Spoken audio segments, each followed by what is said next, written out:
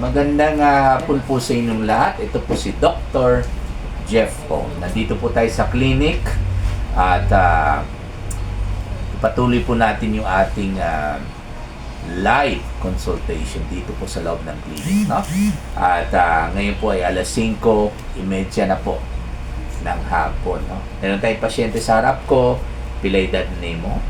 65. O unsay problema nimo? Ngano magpa-check up man ka karon? Bakit magpa-check up po kayo ngayon? Ano pong pinaka number one problema po ninyo? Sakit akong post-ulo. Ay, hindi pala pera. Bigyan mo na akong pera. Okay, bahala yung puson mo, sa iyo yan. Hindi tayo, joke lang. Anyway, pila na kaadlaw na puson, puson. Sa Bisaya, puson. Sa Tagalog, puson. Ganina lang do. Puson.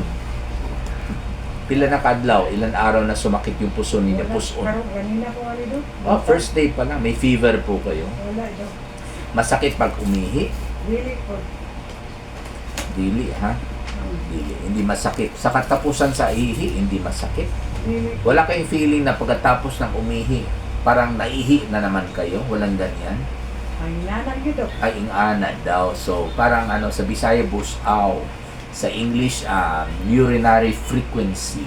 Yun po ang tatak. Isa sa mga tatak ng UTI, urinary tract infection. Dahil po ang sakit ay po ay nasa puson, syempre lower urinary tract infection. Pero pag ang lower urinary tract infection ay pinabayaan ng pasyente, yung mikrobyo naman galing sa pantog o urinary bladder, unti-unti mag-akyat yan sa tubo papuntang kidneys na tinatawag natin na ureter, left and right. So, unti-unti mag-akyat yung mikrobyo sa kidneys. Pag makarating sa kidneys, ayan, upper urinary tract infection ang tawag natin dyan, no?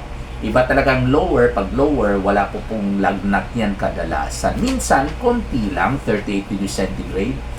Pero hindi sila giginawin or lalo yung nanginginig. Pero pag ang mikrobyo ay napabayaan, hindi nagpagamot kagad si madam, at makarating na po yung mikrobyo paakyat papuntang kidneys, siya po magkaroon siya ng mataas ng lagnat, at bago po magkaroon siya ng mataas ng lagnat, abot ng 39, 40, 41 degrees centigrade, manginginig or mag-chills, or sa Bisaya pa na mutakig ang pasyente.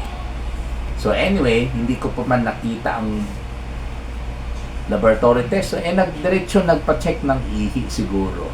Hindi ko pa siya na-examine, pero just for your consumption, baka sakali po magkaroon kayo ng parehong problema, okay?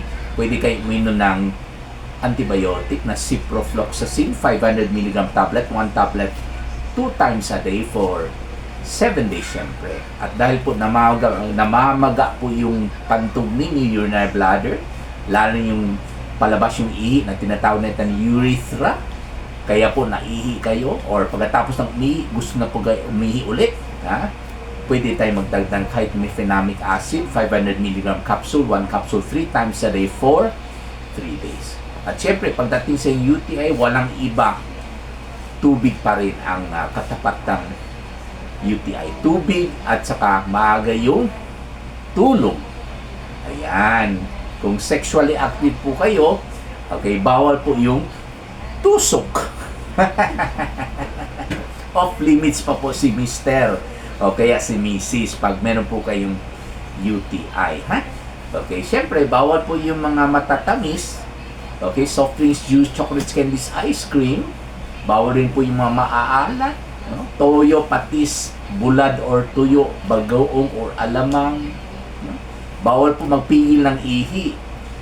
Okay, hindi po bawal ang anong tawag nila, yung mga maaasim. Pabor po yung asim pag meron po kayong UTI.